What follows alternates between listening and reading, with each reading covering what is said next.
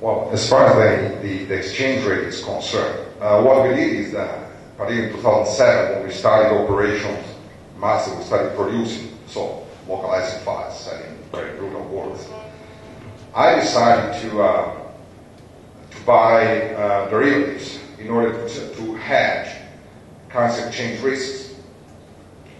As usual, that's a very tricky question because for those who like to be famous, the Brazilian real, as opposed to, for example, the Argentina peso, is not so pegged to the dollar. So if you have a time series, there is no such correlation between the real and the dollar. So I was not worried a lot about the dollar. I was worried about one thing. In the beginning, obviously I had to pour money in the subsidiary because the subsidiary takes time before generating dollars. So my concern was, well, I had euros, that's the currency of my company, of my mother company. So I had to send these euros and pay people in reals. So my concern is that how can I hedge this risk in order to minimize my costs? So that's why I bought derivatives. When I say derivatives, I'm talking about forward and currency options. You can buy them over the counter in giant big banks. So here in Brazil, I'm sure if you go to HSBC or Citibank, you can talk about that, or even the Santander in Brazil. So in Argentina, the same. So big banks open it. Or otherwise, if you have somebody in New York, you can also buy them from New York. That's one thing. Later, when Brazil became profitable, we also never had an issue with dollars because so far we invoice most of our customers in euros. So the dollar was not such a concern. Sorry. But there is a thing, the dollar and the euro rates in Brazil, they are connected. The devaluation against the euro has been devaluating more than the dollar in the past year. Because first they translate euros into dollars. No. When you send money to Brazil by law, you have to send first, and then you go to the Brazilian central bank. It's called ROF. It's a strange word in Brazil, but the technicality. So you send the money to Brazil, basically, and then the central bank fixes the exchange rate, and you convert directly euro into real. So I had to go through dollars. That's not the case. But it devaluated even more, right? Well, along the time you may have, but in 4 years. I mean, the question is following. What we try to do every year, obviously, based on assumption, we try to plan our financial streams. So how many reais, for example, the first year I had to pour out it, and then I try to hedge through the derivatives these financial streams against the euro. So what I get through the hedging, I get predictability because I could fix in the beginning the exchange rate. So basically, I didn't care for 1 year at all how much was the evolution of the exchange rate between real and euro because I already had, so I insured my rate.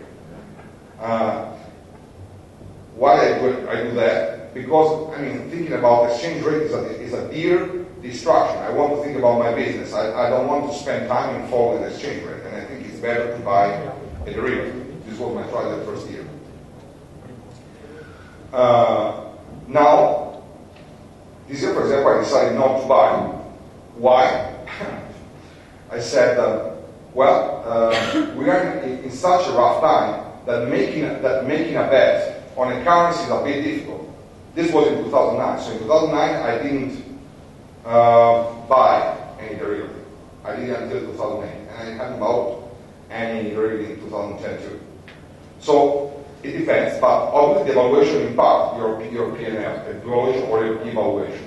That's clear. But it's very important, and that's foremost that also in your assumption every year when you put together your business plan, you have to assume an exchange rate and test every month what any net change impacts your financial streams. That's logical. Did I respond? Hi, Luigi. I was wondering why Rio, not São Paulo. Let me explain better my question. Real estate is more expensive. freelance resources are more expensive. There's no selling locally in Rio is way more difficult than in São Paulo, and I think in São Paulo resources are better educated and better qualified. I don't move there because I'm lazy, but why? If you had a choice, and you did, why did you choose Rio? Well, obviously I did not make a choice because of gastronomy, because in gastronomy I prefer Sao Paulo. I'm sorry for the karaoke. No, the choice was following at that time. We needed people who could be deployed immediately, serving localization customers with high demand. We found them in Rio more than in Sao Paulo. Why? For those who know a bit of localization history, we had Bound Global in Rio de Janeiro. So, you may like it or not, but they had a clue of how localization worked. And this was, I would say, a driving factor. What you say about the cost is absolutely true, but basically I pondered the cost of training and waiting for training people in Sao Paulo against this cost. But still, I was better off starting in Rio de Janeiro. And also because we had the view and all the other good stuff. I want to come here just to stay in the rainy São Paulo. Anybody else? Yeah. Luigi, you mentioned as part of your strategy, you considered potential revenue from local customers as well as from international customers. Correct. How did you find how you found the development of local business, partly as really following up on your original business plan, perhaps also elaborating a little bit on you coming in as a foreign company setting up business in Brazil, and how that relates to the culture of buying language services in Brazil. First of all, what we did in the very beginning, I would say the approach was gradual. We concentrated first in what we knew best in the very beginning, so serving multinational customers we already knew. Because, the idea was, I want first to get the company profitable as soon as I can. So I start serving the customer I knew. Now, obviously Brazil, particularly now, has an impressive evolution. And Brazilian is generating a major rate, a lot of money, particularly now, because of the current development. Now, obviously, the way of buying Brazil is very different from the one we know with multinational customers.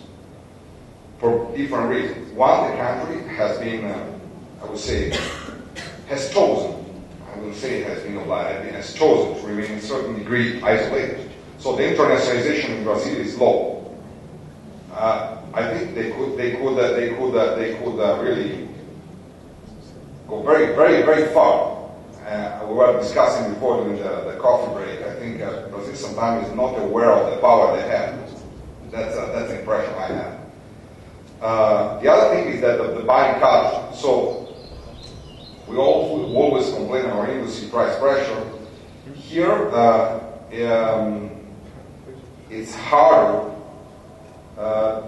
to get premium price derived from quality. It's hard.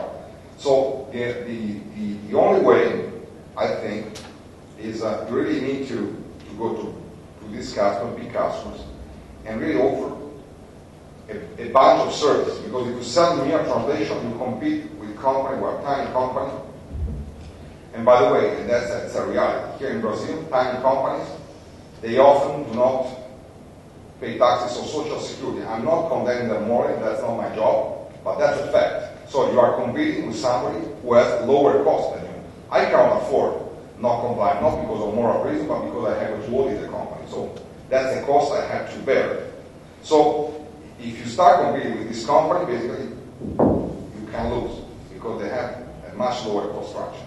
So I think that to approach big customers, and I think there's a bunch of 20, 30 big customers, which might be interesting, the strategy has to be different. I think you can't approach with translation. I got to go there and really think in terms of process. What kind of process you can implement in the organization?